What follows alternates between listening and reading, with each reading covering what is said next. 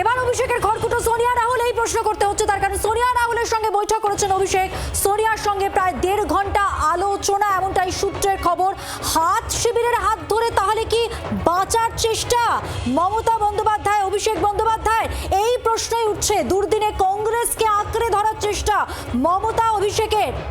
সোনিয়ার সঙ্গে সাক্ষাৎ, বৈঠক সোনিয়া রাহুলের সঙ্গে। আরো একটু বিস্তারিত জেনে নেব বৈঠক সম্পর্কে, এই সাক্ষাৎ সম্পর্কে। টেলিফোন লাইনে রয়েছেন প্রতিনিধি রাজীব চক্রবর্তী।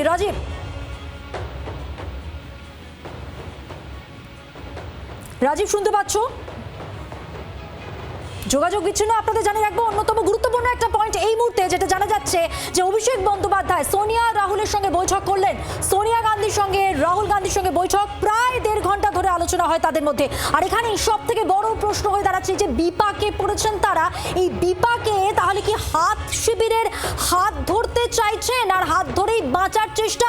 এবার এখানেই প্রশ্ন, হাত শিবির কি সেই জায়গা দিচ্ছে তাদেরকে? মমতা বন্দ্যোপাধ্যায়, অভিষেক বন্দ্যোপাধ্যায় তাদের দুর্দিনে এবার কংগ্রেসকে আঁকড়ানোর চেষ্টা করছেন। মমতা বন্দ্যোপাধ্যায়ের সঙ্গে সোনিয়া গান্ধীর বৈঠকের পরই এবার রাহুল গান্ধীর সঙ্গে সাক্ষাৎ অভিষেক বন্দ্যোপাধ্যায়। সোনিয়া গান্ধী এবং অভিষেক বন্দ্যোপাধ্যায়ের সঙ্গে যে বৈঠক, সেখানে রাহুল গান্ধীও ছিলেন। সব মিলিয়ে জল্পনা এই মুহূর্তে সব থেকে বড় প্রশ্ন তুলে দিচ্ছে যে এই যে দুর্দিন, এই যে আবহ, যেখানে সবাই হাত ছেড়ে দিয়েছে, একের পর এক ভাঙন, পরিষদীয় সংসদীয় সব ক্ষেত্রেই বড় বড় চিড় ধরেছে, বড় বড় ফাটল, যেখানে নিজেদের অস্তিত্ব, দলের অস্তিত্ব টিকিয়ে রাখাই অসম্ভব হয়ে দাঁড়িয়েছে তৃণমূলের। সেখানে তৃণমূল সুপ্রিমো এবং সঙ্গে অভিষেক বন্দ্যোপাধ্যায়, এরা তাহলে কি করবেন? এদের তো আঁকড়াতে হবে কিছু খড়কুটোর মতো। আর সেই জায়গায় দাঁড়িয়ে হাত শিবিরের হাত ধরে বাঁচার চেষ্টা। তাহলে এই বৈঠকগুলো, এই সাক্ষাৎগুলো তো সেই জল্পনায় উস্কে দিচ্ছে। সোনিয়া রাহুলের সঙ্গে বৈঠক করলেন অভিষেক বন্দ্যোপাধ্যায়। সোনিয়ার সঙ্গে প্রায় 1.5 ঘন্টা আলোচনা হয়। হাত শিবিরের হাত ধরে বাঁচতে পারবেন অভিষেক বন্দ্যোপাধ্যায়?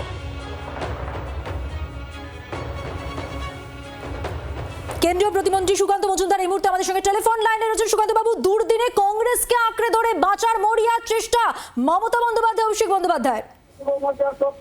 এখন যে মানুষ ডুবন্ত হয় সে খড়কুটোকে ধরে বাঁচার চেষ্টা করে। কংগ্রেস তো নিজেই গোটা দেশে ডুবে আছে, তাকে ধরে আবার মমতা বন্দ্যোপাধ্যায় বাঁচবেন কি করে? মমতা বন্দ্যোপাধ্যায় কংগ্রেসে ফিরবেন কি ফিরবেন না একান্তই সেটা তার ব্যক্তিগত বিষয়। তবে এটা ঠিক যে মমতা বন্দ্যোপাধ্যায়ের এখন বর্তমানে যা বয়স, এই বয়সে আর রাজনৈতিকভাবে উনি কংগ্রেসে যোগদান করলেও বেশি কিছু দেওয়ার কিছু নেই। অনেক ধন্যবাদ। যে বৈঠকের কথা উল্লেখ করছি, সেখানে যে জল্পনাটা উস্কে যাচ্ছে, যে প্রশ্নটা দাঁড়াচ্ছে, অভিষেক বন্দ্যোপাধ্যায় এবং মমতা বন্দ্যোপাধ্যায় খড়কুটোর মতো আঁকড়ে ধরতে চাইছে হাত শিবিরকে।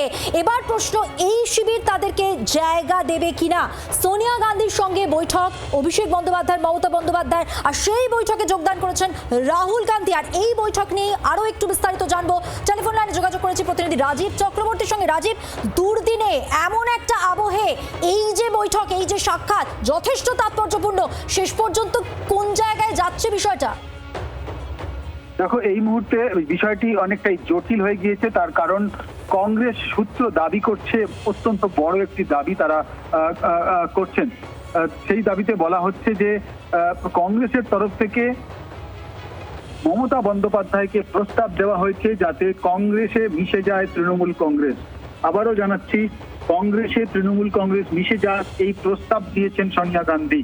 এবং পরপর দুদিন বৈঠক হয়েছে। তুমি জানো যে পরপর দুদিন বৈঠক হয়েছে। গতকাল বিকেল 4টের পর আজকে আবারও গিয়েছেন অভিষেক বন্দ্যোপাধ্যায়।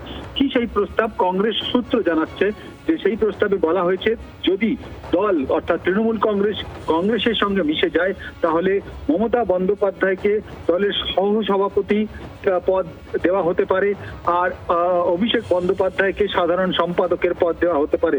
দুটি পদই সর্বভারতীয় পদ, অর্থাৎ দুটি বড় পদ তাদের দেওয়া হতে পারে। বাংলার আওয়াজ, বাঙালির আবেগ, জি 24 ঘন্টা।